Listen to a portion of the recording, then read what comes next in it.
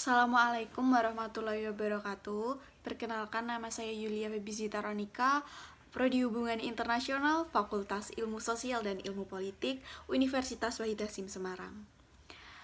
Sebelumnya, saya di sini ingin mempresentasikan mengenai mata kuliah Public Speaking, di mana saya akan mempresentasikan mengenai teori hubungan internasional. Nah, video ini dibuat untuk memenuhi tugas ujian akhir semester di semester 5. Langsung saja menuju ke presentasinya. Sebelumnya, teman-teman, bagaimana kalian memahami tentang hubungan internasional sih? Apa sih teori HI itu? Nah, kali ini kita akan membahas satu persatu, di mana kita akan belajar terlebih dahulu pengertian dari hubungan internasional.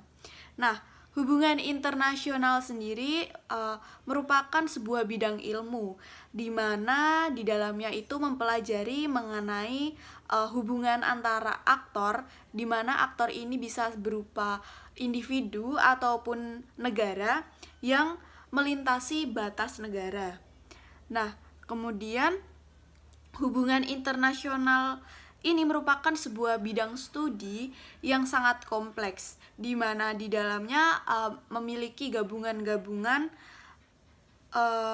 materi atau gabungan dari berbagai bidang studi, di antaranya yaitu ilmu politik, sosial, filsafat, ekonomi, hukum, geografi, sejarah, antropologi, kriminologi, psikologi, studi gender, dan ilmu budaya. Nah, di hubungan internasional sendiri ada tiga teori besar yang harus dipelajari. Yang pertama ada teori realis, yang kedua ada teori liberal, dan yang ketiga adalah teori konstruktivis. Nah, kali ini kita akan mempelajari teori realisme. Apa sih teori realisme itu? Nah, teori realisme itu merupakan sebuah mazhab teori hubungan internasional di mana spektrum ide yang berpusat pada 4 ide utama, yaitu yang pertama yaitu grupisme politik, egoisme, anarki internasional, politik kekuasaan. Nah, menurut dari beberapa ahli hubungan internasional, saya ingin mengambil contoh dari Hans Morgenthau tentang konsep kepentingan nasional. Nah, sebagaimana dikatakannya, petunjuk utama yang dapat membantu kita menjelaskan landscape politik internasional adalah konsep kepentingan nasional dalam arti power. Power adalah kekuasaan, teman-teman semua.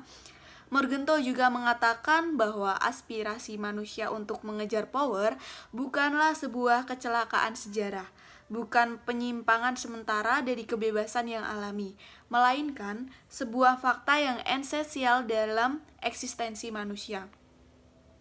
Jadi, berdasarkan pengertian dari Morgenthau, kita dapat menyimpulkan bahwasanya realisme sendiri merupakan konsep dari kepentingan nasional berdasarkan power atau kekuasaan yang ada di dalam setiap negara. Nah, kemudian saya mengambil contoh dari Thucydides di tahun 460 sampai 395 sebelum Masehi. Pada masa Yunani kuno telah muncul seorang realis yang juga menganggap power memiliki kepentingan utama. Nah, bahkan dalam pemikiran yang tertuang dalam karyanya yang berjudul History of the Peloponnesian War dianggap oleh para ahli sebagai salah satu contoh awal teori realis. Nah, jadi karya dari Thucydides ini merupakan salah satu contoh awal teori realis di mana pada masa Yunani kuno dan menjadi awal dari teori realis tersebut. Nah, teori realis sendiri ada beberapa pembagian-pembagian berdasarkan masanya. Nah, kali ini kita akan membahas mengenai realisme klasik atau juga bisa disebut dengan realisme politik. Seperti dalam karya Morgenthau yang terbit pada tahun 1948 yang berjudul Politik Among Nations.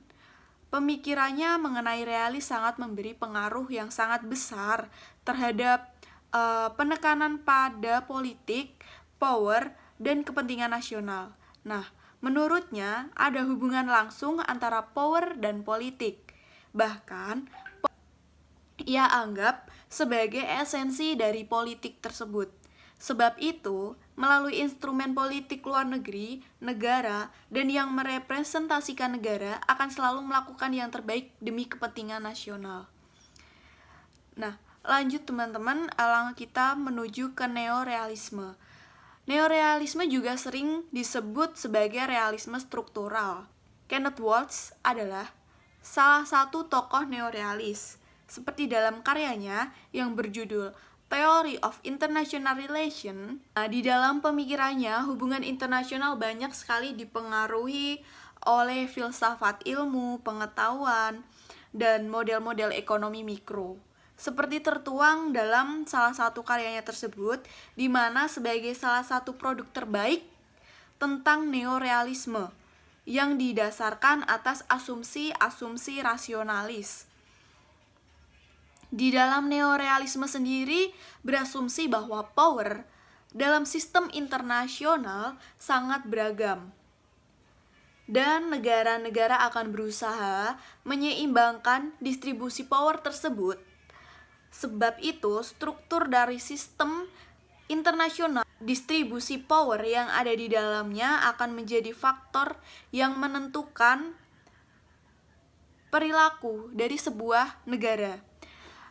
Nah, itu adalah beberapa penjelasan mengenai teori realisme. Kemudian kita dapat mengambil kesimpulan, power memiliki peranan yang sangat penting dalam hubungan internasional, di mana power memiliki berbagai macam jenis yang bisa mempengaruhi negara atau aktor dalam hubungan internasional guna kepentingan nasionalnya.